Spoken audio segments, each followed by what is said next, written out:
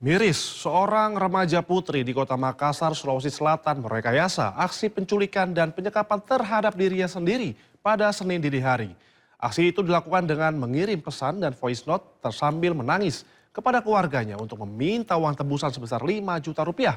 Namun kasus tersebut berhasil diungkap polisi setelah korban ditemukan bersembunyi di sebuah wisma.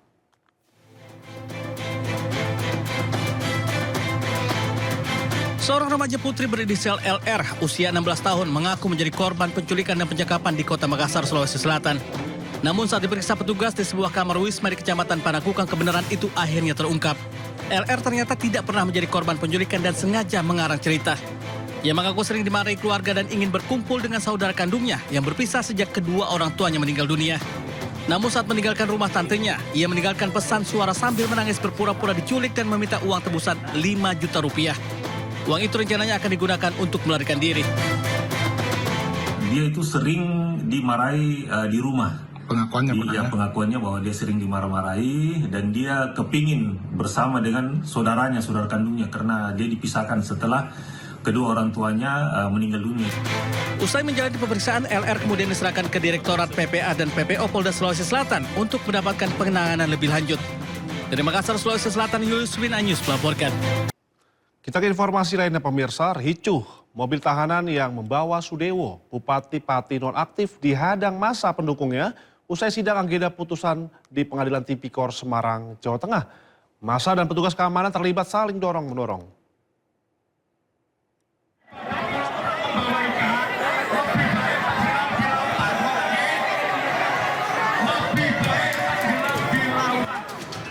Kericuan terjadi saat Bupati nonaktif Sudewo hendak menemui massa pendukungnya di luar pengadilan. Massa terlibat saling dorong dengan petugas pengadilan dan polisi. Mereka menghalangi Sudewo masuk mobil tahanan dan memblokir pintu keluar.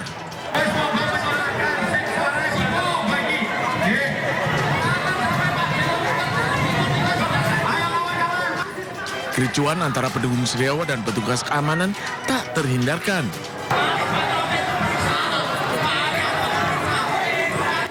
Untuk mengamankan Sudewo, polisi memindahkan Bupati nonaktif itu masuk ke dalam kendaraan lapis baja Brimob. Massa tetap memblokir jalan hingga kericuan kembali terjadi. Bahkan massa naik ke mobil Barakuda Brimob untuk meminta Sudewo dibebaskan.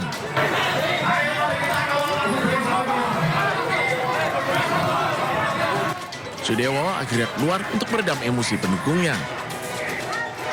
Tim Liputan News melaporkan. Di Treskrimum Polda Metro Jaya memeriksa selebritas Karin Novilda atau Awkarin sebagai saksi dalam kasus dugaan penipuan agen perjalanan umroh Hanania Group. Makasih banyak ya. Awkarin datang ke Ditreskrimum Polda Metro Jaya didampingi kuasa hukumnya pada Senin pukul 16.30 waktu Indonesia Barat. Awkarin diperiksa selama lebih kurang 3 jam dan dicecar 33 pertanyaan. Dalam agenda pemeriksaan tersebut, Awkarin menjelaskan perihal kerjasamanya dengan pihak Hanania Travel. Awkarin mengaku menerima uang saku selama perjalanan umroh sebesar 10 juta rupiah, namun sudah dikembalikan ke penyidik. Kami bekerja sama itu sekitar 2 tahun yang lalu dan mungkin kita nggak tahu pastinya seperti apa. Itu penyidik yang tahu untuk aliran dana atau apapun yang digunakan pada saat waktu kami di-endorse atau barter pada saat waktu 2024 ke silam. Itu adakah aliran dana atau apapun itu, apakah uang segala macam itu untuk endorse kita dari jemaah atau apapun itu, kami tidak tahu menahu dan lebih baiknya kita ikut dan kawal aja kasus ini, kita percayakan pihak kepolisian aja. Sebelumnya sejumlah influencer juga diperiksa Polda Metro Jaya terkait kasus tersebut. Mulai Keno Angelo, komika Prasteguh Paula Verhoeven, hingga pasangan Aliyah Mas Said dan Torik Halilintar, Dara Arafah hingga Davina Karamoy. Polda Metro Jaya sendiri telah menetapkan bos Hanania Travel Ahmad Syah Farhan atau ASF sebagai tersangka kasus dugaan penipuan dan penggelapan dana perjalanan umroh. Ia dijerat pasal dugaan penipuan dan atau penggelapan dan atau tindak pidana pencucian uang. Tim Liputan News melaporkan. Sementara itu Badan Kehormatan DPRD periksa anggota Dewan Timur Tengah Utara, Nusa Tenggara Timur yang diduga melakukan intimidasi pada Dr. Ica. Sementara anggota DPRD Kabupaten Timur Tengah Utara, Nusa Tenggara Timur yang namanya terseret dalam kasus kematian Dr. Ica buka suara. Pemanggilan. Setelah itu kita mulai penyelidikan, verifikasi dan klarifikasi. Setelah itu baru kita bisa masih ada bukti-bukti lain, baru kita menemukan kalau memang itu kan sebatas pelanggaran kode etik, tentunya pasti kita akan ada sanksinya. Ada sanksinya. Kalau memang ada ditemukan unsur pidananya, mungkin itu kami akan dilimpahkan atau rekomendasi kepada pihak yang berwajib. Mungkin ini saja yang saya sampaikan. Pada tanggal 13 Juni 2026, saya menghadiri kegiatan arisan istri-istri anggota DPRD TTU di Kecamatan Insana. Setelah kegiatan selesai, saya pulang dan menumpang kendaraan bersama 2 rekan anggota DPRD dan salah satu istri anggota DPRD. Salah satu rekan DPRD ikut dalam perjalanan dari Insana ke Keva untuk menjenguk ponakannya yang terkena gigitan ular berbisa dan sedang dirawat di Rumah Sakit Leona.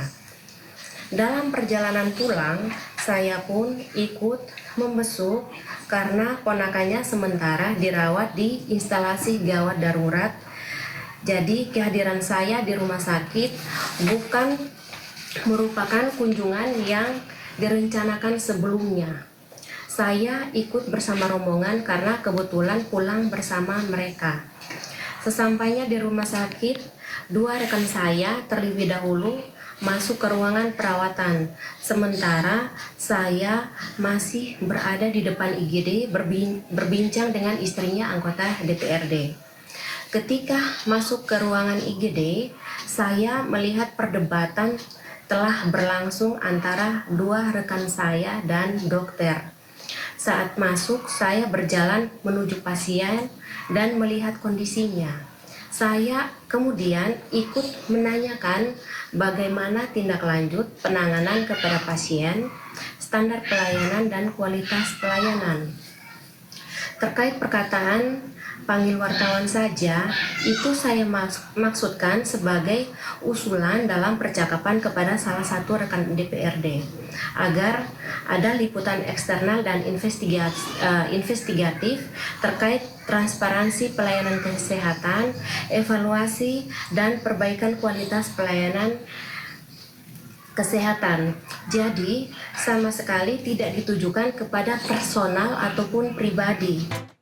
Ya pemirsa, jenazah Dr. Eliza Priscilia Utami Pakenoni atau Dr. Ica dimakamkan di Kabupaten Kupang, Nusa Tenggara Timur Senin siang.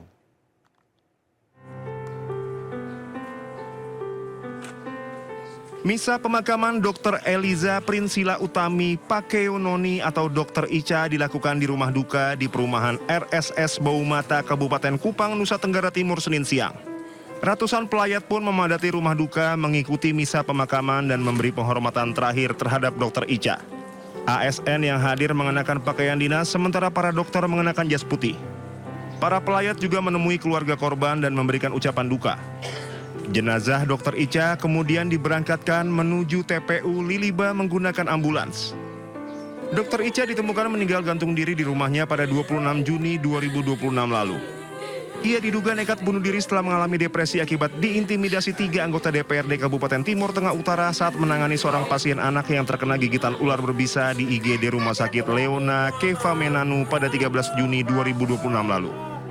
3 anggota DPRD Timur Tengah Utara yang diduga melakukan intimidasi yakni Terezius Lazakar, Robert Tubani, dan Veronica Lake.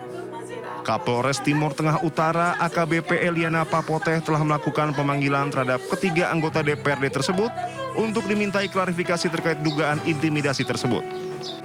Dari Kupang, Nusa Tenggara Timur, Eman Suni Anyus melaporkan. Atas insiden meninggalnya Dr. Ica, Bupati Timur Tengah Utara bekukan sementara pengajuan perpanjangan izin operasional RSU Leona Keva Menanu. Namun pelayanan kesehatan di rumah sakit tersebut masih berjalan. Kemarin saya perintahkan untuk ditunda, dicabut dulu, dan untuk perpanjangan sementara saya pending sampai dengan masalah ini selesai. Tapi untuk pelayanan publik tetap berjalan, izin operasionalnya yang sementara kita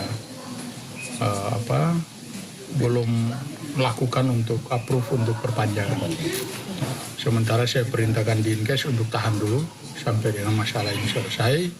Pihak Leona harus memberikan konferensi pers terbuka kepada masyarakat dan kepada umum publik terkait masalah ini. Karena saat kejadian ternyata di rute RS Leona juga ada di situ. Beliau juga malah ikut menegur supaya jangan sampai mengganggu pasien atau mengganggu masyarakat yang berobat saat itu. Jadi ya, kita harapkan Leona segera melakukan konferensi pers, kemudian menyerahkan bukti ke Polres.